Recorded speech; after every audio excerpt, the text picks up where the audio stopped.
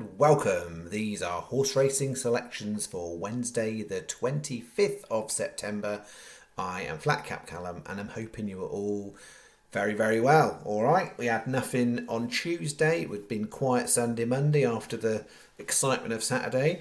Wednesday it gets a little bit more interesting again. So I've got two bets. I've got a 5-horse sort of Canadian, but like I did the other day. That's the main bet, and then I've also got first of the returning season combination doubles at Kempton. So two bets total is £19 stake. So I think we were £21.50 on Saturday, and then we had £1.50 and £4 or something like that. So it will vary a little bit. As I said, sort of when I started back, the average day stake used to be 20. It will be less than that, but it probably will, as people are seeing, it's going to fluctuate a little bit. So quick review of Monday. So Monday, this was the only bet.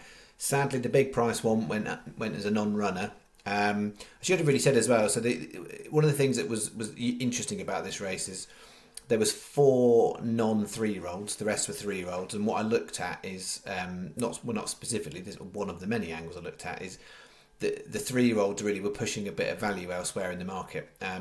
But I took it as a loss for the channel, but it will depend on your bookmaker. So what happened is with the 2 remaining, that went off favourite and was disappointing 5th. That actually drifted out to 8 to 1 and 1. So the channel got it as a refund for that and a £1 of the £1.50 refund for that. Some bookies, that's what they do. Most bookies, I would say, in my experience, most bookies would give you it as a refund. What some do, I know people have said 365 paid them out like this, is that with the non-runner in the forecast, it rolls on to basically single bets. So you ended up with a 50p win single on Bellafina or a 50p win single on Nelda. So there was 2 possible bets that was a non-runner, which left those ones with singles. So that's what some bookies would have done. So some would have made a small profit. The channel took it as £2 loss. So we started the week minus £2, and then we'll get into Wednesdays, and then I've got to try and remember why I picked them. This is because sometimes that's helpful and useful. Very, very cluttered this is, isn't it? All right, so let's talk you through. So we've got 5 horses, and they're all within 2 hours of each other, sort of in that sort of latter part of the afternoon. So we start with 355 Redcar, and what we've got there is ET, which is the first 3-star horse I've had since I've returned. Not an obvious one, some would say. I would absolutely grant you, and I'm not sure what it's going to do from a price point of view. Now, I would always say that the vast majority of my selections, and this is proven thus far since I've returned, will shorten. So I am taking a price of a horse, and that, when I do the value equation of chance of performing well versus price, I'm taking it into account. Most of what I do are horses where I know the price is likely to be shortened up. I write my own tissue, so my own prices, so I know where my price point is. I know the point I would go down to. I know what makes it into a channel bet, for instance, on the star system. It's not purely about price. Got to take in lots of other factors. So you'll see there's a 50 to 1 shot, and that's only a 1 star. But ET came out as 3 stars.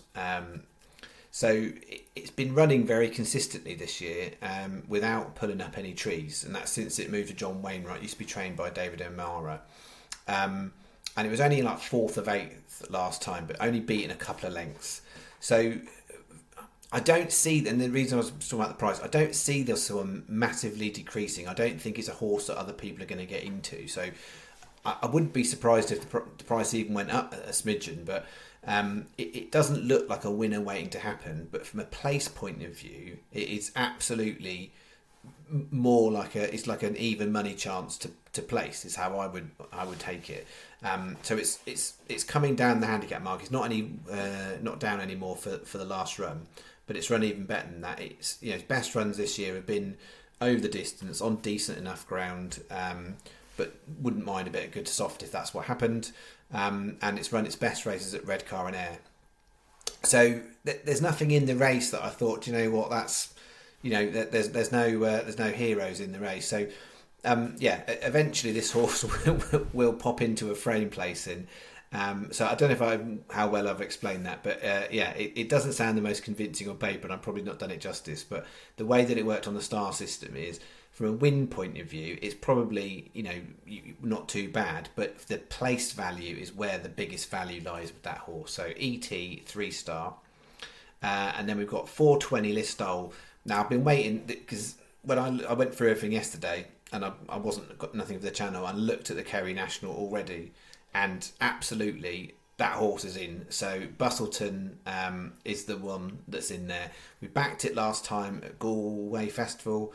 You can pretty much write off last year. The year before that, it won the corresponding race. It's basically off the same weight. That was after running really well at Galway. It then went on to run in the equivalent, or I would call the Hennessy from when I was younger, but at Newbury. If you go back the year before that, it second in the beginner's chase at Galway, and then it went on to win a beginner's chase at Listowel. So it's got previous of going Galway to Listowel. Ground versatile, so if rain does come at Listowel, I'm not worried about it. I slightly preferred it if JJ Slevin was riding over Richie Deegan, but outside of that horse will run a decent race as far as I can see. So let's see. It's 2-star bet Bustleton, but yeah, that's the one. I knew yesterday this was going to get in there. As long as, to be fair, as long as it was double figure price, it was getting in.